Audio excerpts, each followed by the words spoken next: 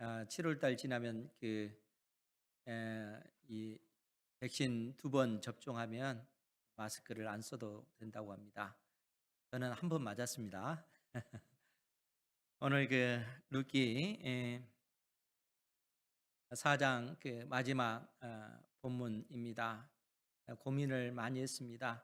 하나님께서 이 루키를 통해서 하나님의 택한 자녀인 우리에게 어떤 말씀을 내리시기를 원하시는가? 이 말씀을 통해서 주님께서 원하신 그 뜻이 무엇인가 고민하면서 또 잠 못 이루면서 하나님 앞에 은혜를 구했습니다. 그런데 하나님께서 이사야서 58장 말씀을 통해서 하나님께서 기뻐하는 사람, 또 하나님의 마음에 합당한 사람이 누구인가 그 생각을 자꾸 저에게 주셨어요. 사랑하는 성도 여러분, 하나님께서 어떤 사람을 받으실까요? 어떤 사람의 기도를 들으시고 응답하실까요?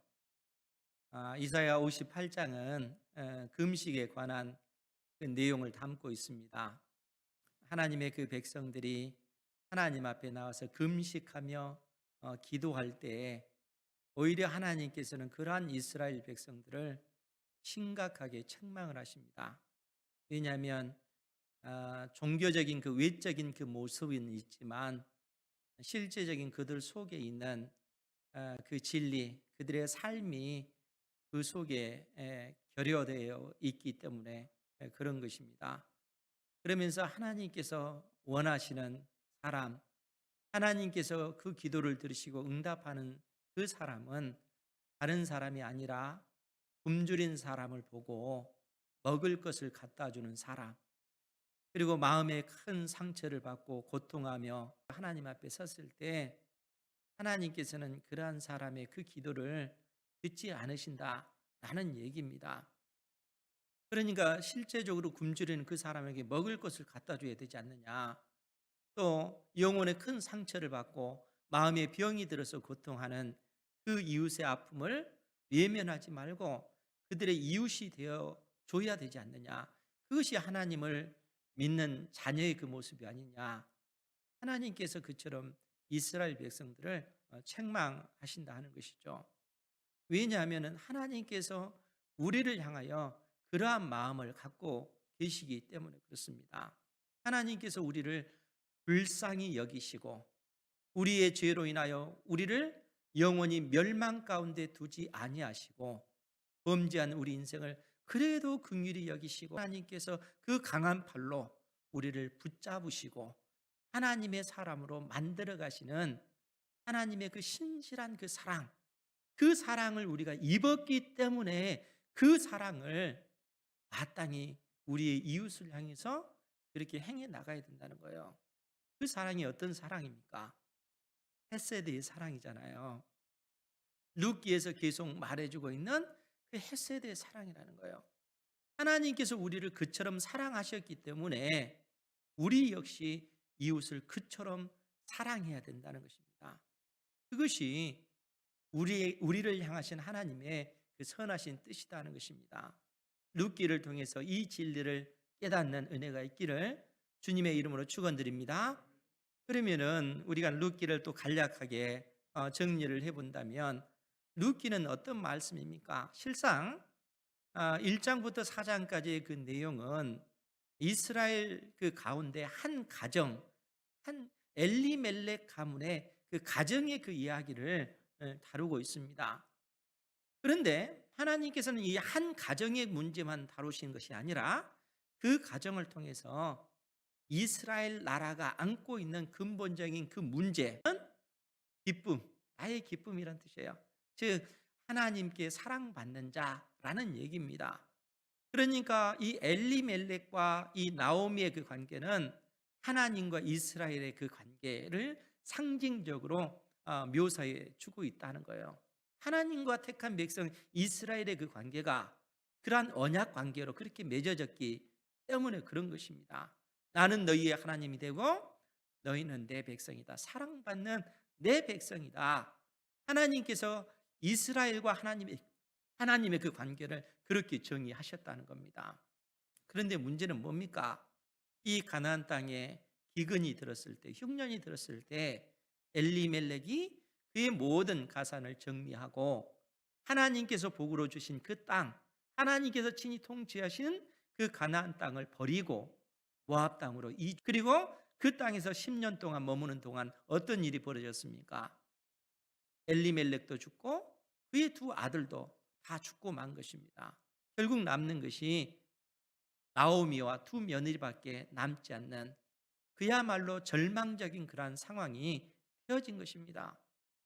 이러한 상황 속에서 하나님께서 가나안 땅에 이스라엘 백성들, 택한 백성들에게 은혜를 베푸셨다, 양식을 공급하셨다는 소식을 듣고 나오미가 그의 고향 베들레헴으로 다시 돌아오게 되는 것이죠.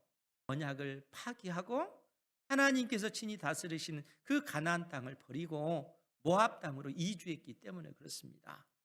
하나님의 그 언약적 그 심판으로 인하여 남편도 잃고 두 아들도 잃고 모든 소망이 끊겨진 그러한 상황 속에서 다시 베들레헴 땅으로 돌아온 것입니다. 그런데 그런 상황 속에서 하나님 앞에 고백하는 것이 뭡니까? 나는 하나님 앞에 은혜를 입을 만한 그러한 자격도 없지만 그래도 소망은 하나님 외에는 없습니다. 그 고백 가운데 하나님 앞에 나온 것입니다. 여러분, 이것이 사실 우리 인간이 가지고 있는 근본적인 문제라는 거예요. 아니, 인간의 본질이 그런 존재라는 겁니다. 문제는 인생들이 그러한 진리를 깨닫지를 못하는 겁니다. 우리가 하나님을 떠나서 살 수 없는 존재임에도 불구하고 그 사실을 알지를 못해요. 깨닫지를 못해요. 그렇지 않습니까? 그런데 우리가 진리를 알고 진리의 빛이 우리의 그 어두운 그 심연에 비춰지게 될 때 비로소 우리가 깨닫는 것이 뭐냐면 내 힘과 내 능력으로 내가 살아갈 수 있는 존재가 아니구나. 하나님의 은혜가 아니면 나는 살 수 없는 존재구나. 하나님께서 한순간 이 땅의 공기를 거두어 가시면, 햇빛을 거두어 가시면, 우리의 삶의 터전을 거두어 가시면 우리는 살아갈 수 없는 존재라는 거예요. 이 진리를 인생들이 깨닫지 못하니까 마치 자기 힘과 자기 능력으로 살아가는 것이냐, 그렇게 살아간다는 거예요. 그런데 나오미가 깨닫는 그 진리가 뭐예요? 내 인생이 살아간다는 것은 하나님의 은혜가 아니면 살 수 없다는 거예요. 그 절망적인 그 상황 속에서도 우리 인생이 의지해야 될 분 하나님 한 분 외에는 없습니다. 그 고백인 것입니다. 이 진리를 깨닫는 은혜가 있기를 주님의 이름으로 축복합니다. 하나님의 은혜로 살아간다는 거예요. 그렇기 때문에 나오미가 하나님 앞에 실상은 그 고백을 하는 거예요. 나를 나오미라 부르지 마십시오. 나는 하나님 앞에 은혜를 받을 만한 자격이 없는 그러한 사람입니다. 말하라. 그렇게 불러주십시오. 이렇게 얘기한다는 거예요. 그런 나오미를 하나님께서는 사랑하시는 것입니다. 우리 인생의 그 본질을 깨닫고 하나님께 소망을 두는 사람을 하나님께서는 사랑하신다는 거예요. 나오미뿐입니까? 룻 역시 마찬가지잖아요. 이 룻이라고 하는 년 이방 여인이잖아요. 모압 사람이잖아요. 그럼에도 불구하고 그가 하나님을 선택을 하잖아요. 그가 그 자기에게 은혜를 베푼 그 보아스에게 고백하는 그 고백이 있습니다. 2장에 있는 말씀인데 이 그 룻이 보아스에게 그렇게 얘기하죠. 나는 이방 여인이거늘 당신이 어찌하여 내게 은혜를 베푸시며 나를 돌보시나이까. 보아스의 밭에서 보리 이삭 줍기를 하고 있는 이 룻에게 보아스가 은혜를 베풀기 때문에 그런 것입니다. 그러하니까 이 룻이 나는 모압 사람이고 이방 여인인데 어찌하여 나에게 은혜를 베푸시고 이처럼 나를 돌봐주시는 것입니까? 라고 했을 때 보아스가 뭐라고 얘기를 하냐면 내가 너의 남편이 죽은 후에 내가 시어머니 나오미에게 행한 모든 것과 또 너의 민족과 그 민족이 섬기던 그 신을 버리고 오직 하나님께 소망을 두고 이 땅에 온 것을 내가 안다. 내가 분명히 그 사실을 안다. 라고 그렇게 이야기를 합니다. 그러니까 지금 이 자기의 그 남편이 죽었음에도 불구하고 시어머니 나오미를 떠나지 아니하고 그 시어머니를 섬기는 것, 그리고 자기 민족과 그 신을 버리고 하나님께 소망을 두고 온 이 사실을 보아스가 안다는 거예요. 아니, 베들레헴 모든 성읍에 있는 모든 사람이 다 알고 있는 것입니다. 그렇기 때문에 내가 너에게 은혜를 베푼 것이다 라고 얘기하는 것이죠. 그럼 여러분, 이 룻이 그 시어머니 나오미에게 베푼 그 사랑이 뭐라고 했습니까? 룻 역시 홀로 된 여인이잖아요. 그런데 룻이 생각했을 때 나오미는 어떤 상황입니까? 나오미는 남편도 죽고 심지어 두 아들까지 죽은 비참한 그러한 상황이라는 거예요. 그러니까 엘리멜렉 가문 자체가 대가 완전히 끊겨진 그러한 상황인 것이고, 그러한 상황 속에서 룻이 시어머니 나오미를 봤을 때 얼마나 불쌍하냐 하는 거예요. 그러니까 그런 시어머니를 룻이 버리지 아니하고 끝까지 그를 시어머니로 존대하면서 그를 섬기는 겁니다. 여러분, 이 사랑이 어떤 사랑이라고요? 이 사랑이 헤세드 사랑이라는 거예요. 하나님께서 우리를 끝까지 사랑한 그 사랑, 우리를 불쌍히 여기고 버리지 아니하는 사랑, 하나님의 자녀로 부르셔서 끝까지 자녀 만드시는 하나님의 그 사랑, 그 사랑을 지금 룻이 시어머니 나오미에게 행하는 것입니다.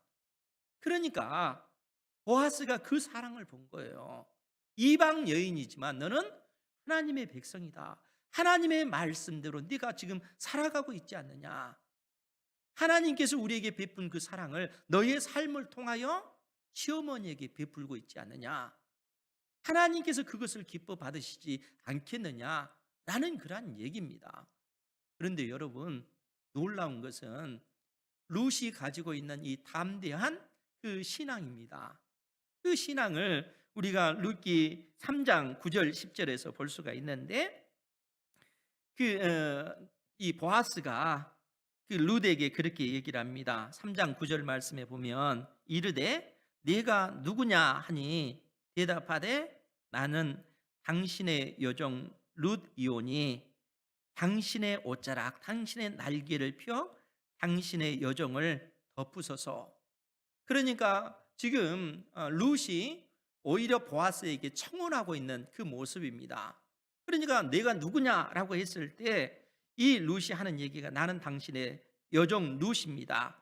당신의 옷자락을 펴 당신의 여종을 덮어주십시오. 나를 아내로 맞아주십시오. 그런 요청이라는 거예요. 그러면서 이런 요청을 한 이유가 뭐냐 하면 이는 당신이 보아스 당신이 기업을 물을 자가 되기 때문에 그렇습니다 라는 얘기예요. 여러분, 기업 물을 자가 뭐라고 얘기했습니까? 기업 물을 자는 그야말로 그 무너진 엘리멜렉 가문을 다시 일으켜 줄 사람이라는 거예요.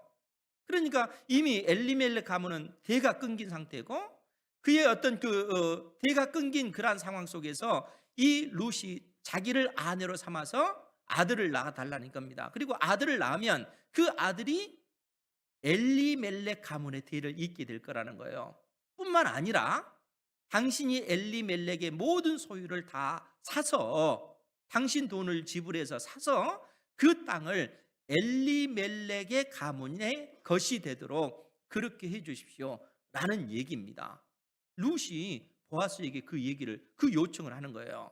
그러니까 당신이 기업 물을 자가 되기 때문입니다. 이 말 속에는 당신은 마땅히 엘리멜렉 가문에게 하나님의 언약적 자비 헤세드를 베풀 의무가 있는 사람입니다. 그러니까 엘리멜렉 가문을 불쌍히 여기고 그 가문의 대를 이을 뿐만 아니라 그 가문의 모든 재산을 다 찾아서 그들에게 돌려줄 의무, 하나님의 헤세드의 그 의무가 당신에게 있기 때문에 그렇습니다 라고 담대하게 이렇게 요청을 하는 거예요. 그러니까 여러분, 이라는 어떤 그 요청이 얼마나 어떤 담대한 요청이냐면은, 그러니까 나중에 기업 물을 자 그 1순위에 있는 그 사람에게 보아스가 요청했을 때 그 사람이 뭐라고 얘기합니까? 내가 어떻게 해서 그런 일을 하느냐? 내가 계산해 보니까 이것은 나의 집안에 있어서 경제적으로 큰 손실이다. 그렇지 않겠습니까? 룻을 아내로 삼아서 아들을 낳으면 엘리멜렉 가문의 대를 잇게 하고 그의 모든 재산을 찾아서 그 엘리멜렉 가문에게 준다면은 그것 좀 손해되는 그러한 일이 어디 있겠습니까? 그런데 룻은 보아스에게 당신이 그 의무를 질 그 책임이 있는 사람입니다 라고 했을 때 보아스가 그 기업 물을 자의 의무를 감당하는 겁니다. 그럼 왜 감당하겠어요? 뻔히 손해볼 일인데, 뻔히 손해보는 그 일인데 왜 그 일을 감당하겠어요? 그것이 하나님의 말씀이기 때문에 그렇습니다. 하나님의 명령이기 때문에 그가 인간적으로 하나님의 어떤 그 인간적인 어떤 그 계산에 의해서 내가 이렇게 하면 경제적으로 큰 손실이 나는데 이걸 생각을 한 것이 아니라 믿음의 사람은 경제적인 그 손실을 보는 것이 아니라 하나님의 약속의 말씀이 진리이기 때문에 그 진리의 말씀을 붙잡고 믿음으로 행해 나가는 거예요. 보아스는 하나님 앞에 그러한 믿음의 삶을 살아가는 겁니다. 비록 그가 경제적으로 손실을 입는다 할지라도 하나님의 약속의 말씀, 명령이 그러하기 때문에 마땅히 자기 자신이 기업 물을 자로서 그 의무를 행할 그 책임이 있기 때문에 하나님 앞에 그 말씀을 붙잡고 그대로 행해 나가는 것입니다. 그렇기 때문에 보아스가 뭐라고 얘기합니까? 3장 10절 말씀에 그가 이르되 내 딸아 여호와께서 내게 복 주시기를 원하노라. 내가 가난하건 부하건 젊은 자를 따르지 아니하였으니 내가 베푼 인애 하나님의 언약적 그 사랑이 헤세드가 처음보다 나중이 더하도다. 보아스가 그걸 인정을 하잖아요. 그러니까 이 룻 같은 경우는 철저하게 그 이방 여인이었지만 하나님의 백성답게 믿음의 삶을 지금 살아가고 있는 거예요. 무너진 엘리멜렉 가문을 위해서 그가 이처럼 헌신하고 그 가문을 위해서 하나님 앞에 충성하는 그 모습을 보여주고 있다는 거예요. 보아스가 그 사실을 인정하는 것입니다. 그러면서 내가 그 기업 물을 자의 의무를 행하겠다라고 보아스가 인정하는 것이죠. 그렇기 때문에 보아스가 룻을 아내로 맞아들이는 것입니다. 그래서 4장 13절 말씀에 보면 4장 13절 우리 같이 한번 볼까요? 시작. 이에 보아스가 룻을 맞이하여 아내로 삼고 그에게 들어갔더니 여호와께서 그에게 임신하게 하심으로 그가 아들을 낳은지라. 아멘. 보아스가 룻을 아내로 맞아들인 것입니다. 그리고 하나님 앞에 이처럼 헌신하고 하나님의 그 헤세드를 충실히 행해 나가는 룻과 보아스에게 하나님께서 아들을 주시는 겁니다. 그러니까 아이를 임신하게 하고 하나님께서 아들을 낳도록 복을 주시는 것이죠. 그러하자 14절 이하에 보면 베들레헴 그 여인들이 나오미에게 이르되 찬송할지로다 여호와께서 오늘 내게 기업 물을 자가 없게 하지 아니하셨도다. 이 아이의 이름이 이스라엘 중에 유명하게 되기를 원하노라. 여러분, 이 룻과 보아스가 아들을 낳았는데 왜 베들레헴 성읍 여인들이 나오미를 향해서 찬송하리로다 라고 하면서 이러한 어떤 그 하나님을 높일까요? 이것이 바로 나오미가 이 은혜를 나오미가 지금 입고 있기 때문에 그런 것입니다. 그러니까 나오미에게 찬송할지로다 여호와께서 오늘 내게 기업 물을 자가 없게 하지 아니하셨도다. 대가 끊긴 엘리멜렉 가문의 대를 잇도록 하나님께서 룻을 통해서 아들을 주셨다라는 얘기입니다.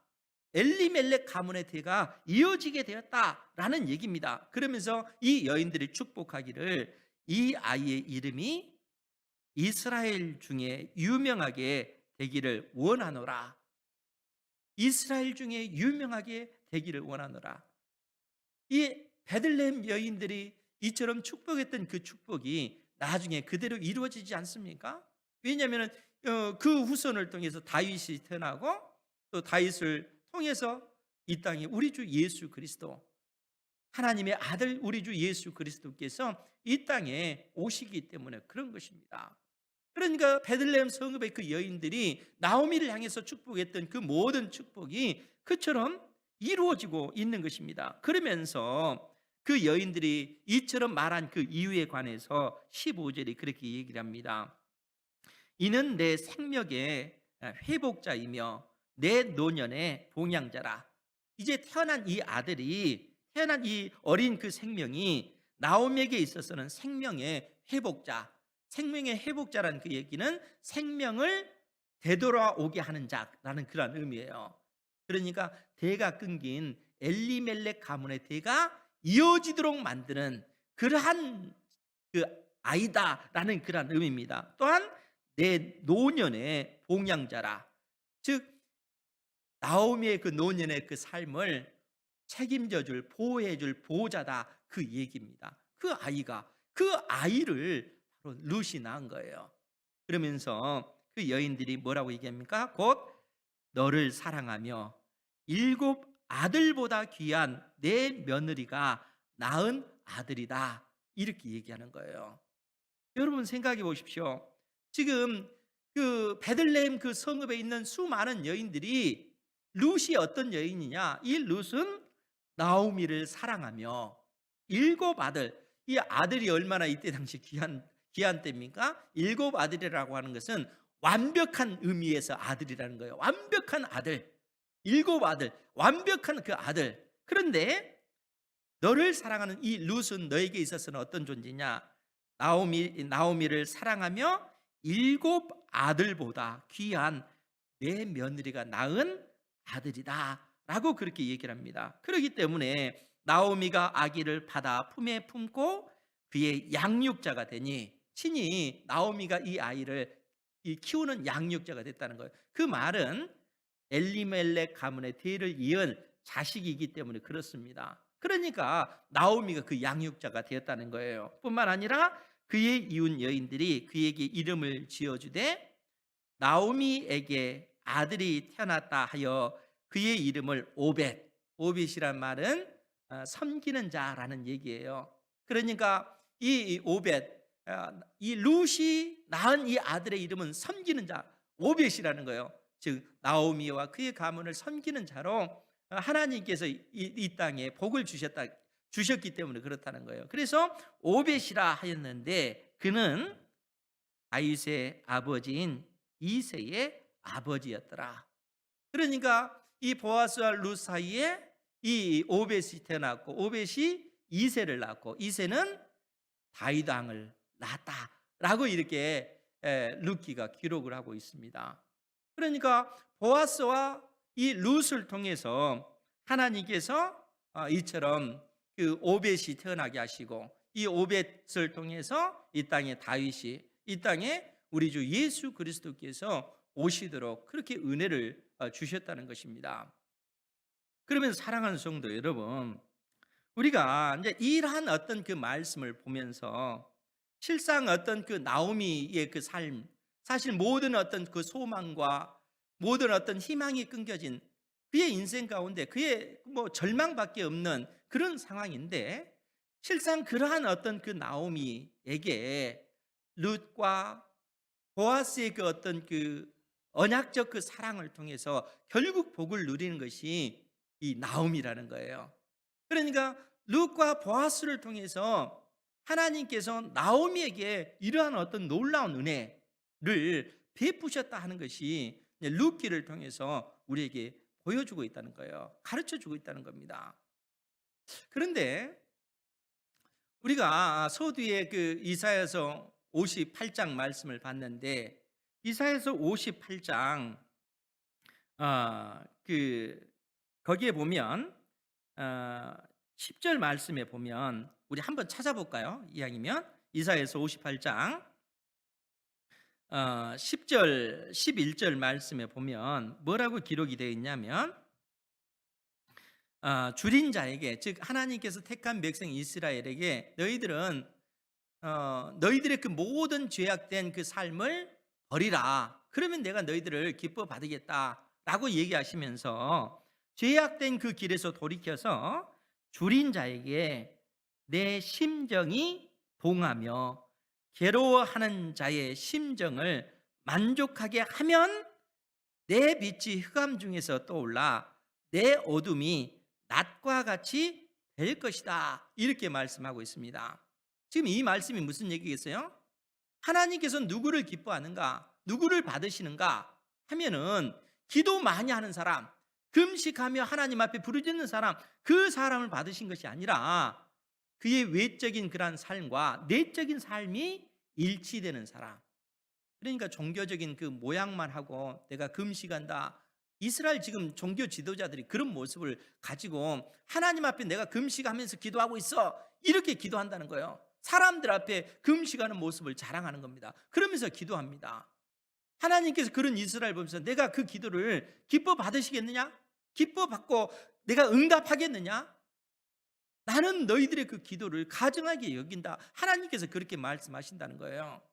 그러면서 참으로 내가 기뻐하는 것은 너희들의 그 죄악된 그 길에서 돌이키고 줄인 자에게 내 심정이 동하며, 즉 줄인 자에게 먹을 것을 주며 괴로워하는 자의 심정을 만족하게 하면 마음이 고통을 받고 영적으로 침체에 빠지고 이로 인하여 심각한 어떤 그 고통 가운데 있는 그러한 사람의 위로자가 되어주면, 하나님께서 그러한 어떤 믿음의 그 삶을 너희들이 살아가면 내 빛이 흑암 중에서 떠올라 내 빛이 낮과 같이 될 것이다.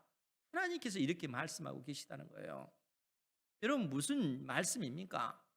이사야 선지자 당대나 실상 그 사사 시대 때나 그야말로 영적으로 흑암의 시대입니다. 하나님의 백성이라고 하는 이름은 있지만 영적으로는 심각하게 타락한 그러한 어떤 상황이라는 거예요. 그럼 왜 그러한 상황이 됐습니까? 하나님의 그 백성이 백성으로 부르심을 받은 겉모양은 있다는 겁니다. 우리가 주일날 열심히 하나님 앞에 나와서 하나님을 찬양하고 예배하는 그런 모습은 있습니다. 그러나 우리의 가정에서, 우리의 그 일터에서 하나님의 자녀다운 그런 삶의 모습이 없다는 겁니다. 하나님의 그 헤세드의 그 사랑을 드러내는 그런 삶을 살지 않는다는 거예요. 고통 가운데 있는 그런 우리 이웃들을 외면하고 또 영적으로 정신적으로 피폐해진 그 영혼들을 우리가 긍휼히 여기지 아니하고 그들의 위로자가 되지 아니하는 그러한 삶을 살기 때문에 오히려 그러한 어떤 그 흑암의 시대가 지속될 수밖에 없고, 그러한 어떤 시대는 그 시대는 무너질 수밖에 없음을 하나님께서 말씀하고 계시다는 거예요. 그러니까 하나님께서는 우리를 향하여 긍휼히 여기시고 우리를 향하여 인내하시고 우리를 품어주시고 이런 사랑을 베풀어 주셨잖아요. 이런 사랑을 너희들이 입었다면 너희들의 삶은 어때야 되겠는가? 하나님께서 우리에게 그것을 묻고 계시는 거예요. 내 이웃을 내 몸과 같이 사랑하라. 그 얘기는 그 이웃이 뭡니까? 남편과 부인도 이 이웃의 그 관계죠. 부모와 자식도 그 이웃의 넓은 의미의 이웃의 관계라는 거예요. 그리고 우리의 그 옆집에 사는 그 이웃도 넓은 의미에서 우리의 이웃이라는 겁니다. 그 성격은 다르지만 하나님께서 우리에게 공통적으로 하신 말씀이 뭡니까? 너희가 나에게 하나님의 그 헤세드의 사랑을 입었다면 내 이웃을 그처럼 불쌍히 여기고 끝까지 그를 사랑해라. 그것이 하나님의 언약 백성의 언약적 의무라는 거예요. 하나님의 약속의 말씀에 우리는 충성해야 될 그 의무가 있다는 겁니다. 여러분, 보아스가 자기의 어떤 그 재산을 들여서 엘리멜렉의 그 땅을 사서 그렇게 준다는 거 쉬운 일입니까? 그런데 왜 그렇게 하는 거예요? 그것이 하나님의 말씀이기 때문에, 진리이기 때문에 그렇게 살아가는 겁니다. 계산하지 않는 거예요. 경제적인 손실을 따지는 것이 아닙니다. 하나님의 말씀이 그러하니까 그 말씀에 충성하는 겁니다. 그 말씀에 신실하는 거예요. 그러한 사람을 통해서 그 흑암의 그 시대에 빛이 비춰지는 것입니다. 그러니까 하나님께서 이사야 선지자를 통해서 너희들이 만일 그렇게만 행해 나간다면 어두운 그 시대에 내 빛이 흑암 중에서 떠올라 내 어둠이 낮과 같이 될 것이다. 내 어둠, 내 인생에 있는 그 어떤 수많은 어렵고 힘든 문제들, 그러한 모든 그 문제들이 낙과 같이 환하게 되어질 것이라는 거예요. 하나님께서 그렇게 만드시겠다는 거예요. 우리의 인생이 비록 힘들고 어렵다 할지라도 그것을 계산하지 아니하고 내가 하나님 편에 서서 하나님의 말씀을 의지해서 충성해 나가는 그러한 삶을 살아가면 하나님께서는 그러한 우리를 일으켜 세워주시겠다는 거예요. 너의 어둠을 떠나가게 할 것이고 빛이 대낮과 같이 환하게 너의 인생을 만들어 줄 것이다. 하나님께서 이렇게 말씀하고 계십니다. 그 은혜를 누가 입은 거예요? 룻과 보아스가 입었잖아요. 그렇지 않습니까? 하나님께서 그러한 놀라운 그 은혜를 룻과 보아스에게 그런 은혜를 베푸신 것입니다. 그렇기 때문에 이사야 선지자가 58장 10절에서 뭐라고 얘기를 하냐면 여호와가 너를 항상 인도하여 메마른 곳에서도 내 영혼을 만족해 하며, 하나님께서 항상 하나님 앞에 믿음의 삶을 살아가는 하나님의 헤세드의 사랑을 베푸는 그 언약 백성에게는 여호와가 항상 그 삶을 인도하여 메마른 곳, 즉 광야와 같이 척박하고 메마른 곳에서도 내 영혼을 만족하며, 무슨 얘기했습니까? 그 메마른 그 땅, 그 갈증으로 인해서 목말라 하는 그 땅에서 하나님께서 친히 마실 시원한 그 생수를 너에게 공급할 것이라는 거예요. 하나님께서 그러한 복을 주실 것이고 내 뼈를 견고하게 하리니 너의 힘을 다시 회복시켜 주실 거라는 거예요. 여러분, 그 광야에서 메마른 땅에서 그 목말라 쓰러질 때 얼마나 힘들겠습니까? 그런데 그런 우리 인생 가운데 하나님께서 마실 물을 주시고 우리의 어떤 그 힘을 다시 회복할 수 있는 힘을, 그 능력을, 그 권세를 하나님께서 베풀어 주시겠다는 거예요.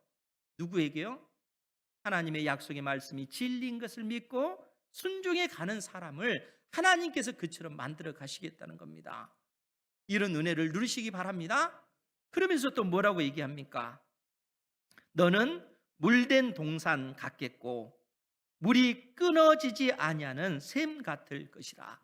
이 말씀이 무슨 얘기입니까? 너는 물된 동산, 그 동산은 동산인데 물이 없는 동산이 아니라 물이 있는 동산, 샘이 있는 동산, 동산이 되도록 만들 것이고, 그 얘기입니다. 그러니까 하나님께서 너는 물이 있는 동산이 되도록 내가 만들 것이고 물이 끊어지지 아니하는 샘이 되도록 내가 너의 인생을 그처럼 만들 것이다 라고 얘기하는 거예요. 여러분, 하나님께서 믿음의 백성들에게 이 진리의 약속을 해주고 계시는 거예요. 그 은혜를 실상 룻과 보아스가 경험을 한 거예요. 그렇지 않습니까? 이방 여인이었던 그 룻, 그렇죠? 이방 여인이었던 이 룻이 정말 하나님의 백성으로 자격이 없음에도 불구하고 그 시어머니를 불쌍히 여기고 끝까지 사랑하잖아요. 하나님의 언약적 그 사랑을 그의 삶을 통해서 행해 나가는 겁니다. 뿐만 아니라 보아스에게 담대히 당신이 기업 물을 자의 의무를 가진 자입니다. 그 의무를 행해 주십시오. 나를 아내로 맞아 주시고 엘리멜렉 가문을 세워 주십시오 라고 했을 때 보아스는 경제적인 그 이익을 생각하지 않은 거예요. 하나님의 명령이고 그 명령에 보아스가 순종하는 겁니다. 헤세드를 엘리멜렉 가문에 베푸는 거예요. 나오미에게, 룻에게 그 사랑을, 하나님의 그 사랑을 베푸는 것입니다. 그러니까 그러한 어떤 그 사랑을 베푸는 이 룻과 이 보아스를 통해서 하나님이 어떤 일을 하시는 거예요? 그 사랑을 통해서 결국 오벳이 태어나고 이 오벳을 통해서 다윗 왕이 태어난 것입니다. 그래서 마지막에 그 족보가 그렇게 기록이 되어져 있는 것입니다. 우리 본문의 말씀으로 다시 돌아가서 18절 말씀에 보면 베레스의 계보는 이러하니라. 베레스는 헤스론을 낳았고 헤스론은 람을 낳았고 람은 암미나답을 낳았고 암미나답은 나손을 낳았고 나손은 살몬을 낳았고 살몬은 보아스를 낳았고 보아스는 마태복음 1장에 보면 보아스는 룻에게서 오벳을 낳았고 오벳은 이새를 낳았고 이새는 다윗을 낳았더라. 근데 마태복음 1장 1절 말씀은 뭐라고 어떻게 기록이 됐다고요? 아브라함과 믿음의 조상 아브라함과 다윗의 자손 예수 그리스도의 계보라. 이렇게 시작을 하잖아요. 그러니까 다윗을 통하여 이 땅에 우리 주 예수 그리스도께서 오신 것입니다. 그러면은 하나님께서 이처럼 놀라운 은혜의 그 역사를 베푸신 그 이유가 뭐겠습니까? 그것은 결국 이 룻과 보아스의 언약적 그 사랑 때문에 그렇다는 거예요. 언약적 그 사랑 때문에 하나님께서 이처럼 이 어두운 그 시대, 사사시대의 그 암울한 그 시대에 한 줄기 그 빛을 그 가정에 비춰주시는 거예요. 아니, 룻과 보아스를 통해서 단순히 엘리멜렉 가문이 아니라 무너져가는 하나님의 나라, 이스라엘 나라 자체를 하나님께서 다시 세우시는 이런 놀라운 일을 행해 나가신 것입니다. 그러한 헤세드의 사랑을 그 행해 나가는 믿음의 사람을 통해서 그러한 일들을 하나님께서 행해 나가시는 거예요. 그로 인해서 결국 은혜를 입은 사람이 누굽니까? 그래서 나오미가 복을 누리는 거예요. 사랑받는 자로서 그 위치를 회복하는 거예요. 룻과 보아스의 그 헌신을 통해서 영적 이스라엘인 우리가 하나님 앞에 복을 누리는 것입니다. 룻과 보아스를 통해서 이 땅에 오신 우리 주 예수 그리스도의 그 사랑을 통해서 오늘날 우리가 그 사랑을 입었다 하는 것입니다. 그러면 여러분, 오늘날 우리가 이 땅에서 어떻게 살아가야 되겠습니까? 하나님의 그 사랑, 헤세드의 사랑을 입은 자녀로서 우리가 어떻게 살아가야 되겠어요? 하나님의 자녀답게 우리의 그 이웃을 긍휼히 여기고 끝까지 사랑하는 것, 그것이 하나님의 사랑이라는 거예요. 여러분들의 아내를 사랑하시기 바랍니다. 여러분들의 남편을 존경하고 사랑하시기 바랍니다. 그것이 하나님의 뜻이라는 거예요. 긍휼히 여기고, 남편을 긍휼히 여기고, 아내를 긍휼히 여기고 사랑하는 것입니다. 하나님께서 우리를 사랑하셨기 때문에 그런 사랑을 베풀라 하는 거예요. 그것이 하나님의 뜻이라는 겁니다. 그리고 그러한 사랑을 베풀었던 룻과 보아스를 통해서 하나님께서는 놀라운 그 일들을 이루어가고 계시는 것이죠. 절망적인 그러한 상황, 사사시대 때 그 암울한 그 시대 속에 언약적 사랑을 행해 나가는 이 두 사람을 통해서 결국 무너져가는 하나님의 그 나라 이스라엘을 재건하는 그 일들을 하나님께서 행하신 것입니다. 사랑하는 성도 여러분, 오늘날 우리의 모습은 어떠합니까? 사실 굉장히 심각하고 고통스럽지 않습니까? 하나님의 말씀을 맡은 주의 종들은 신실하게 살지 못하고 주의 말씀에 전념하지 못하고 이 세상의 조롱거리가 되고 이 세상의 모욕거리가 되는 그러한 일들이 얼마나 비일비재하게 일어나는가 하는 거예요. 목사님들만 그렇습니까? 우리 장로님들, 권사님들, 온 성도들, 우리가 하나님 앞에 그러한 언약적 사랑을 입은 존재잖아요. 그렇지 않습니까? 소망 없는 우리에게 하나님께서 긍휼히 여기시고 우리를 자녀 삼으시고 버리지 아니하시고 끝까지 기다리시면서 우리를 사랑해 주시지 않았습니까? 그 사랑을 입었다면 어떻게 해야 되겠어요? 우리의 이웃을 내 몸처럼 사랑해야 되겠죠. 하나님 앞에 받은 그 사랑을 마땅히 우리의 이웃에게 돌려줘야 된다는 거예요. 굶주린 자에게 먹을 것을 줘야 되고 마음에 그 병이 들어서 고통하는 그 이웃의 위로자가 되어주고 끝까지 그를 보듬어주고 사랑해주는 그러한 사람이 되어야 된다는 거예요. 그러한 믿음의 사람을 통해서 암울한 그 시대, 그 암담한 그 시대가 소망을 갖게 되어지는 것입니다. 한국교회 이러한 믿음의 사람들이 불길처럼 일어나기를 주님의 이름으로 축복합니다. 여러분들이 그러한 사람이 되셔야 된다는 거예요. 하나님께서 룻기를 통해서 우리에게 그 진리를 말씀하고 계십니다. 여러분 한 사람 한 사람에게 이 말씀을 하고 계시는 것입니다.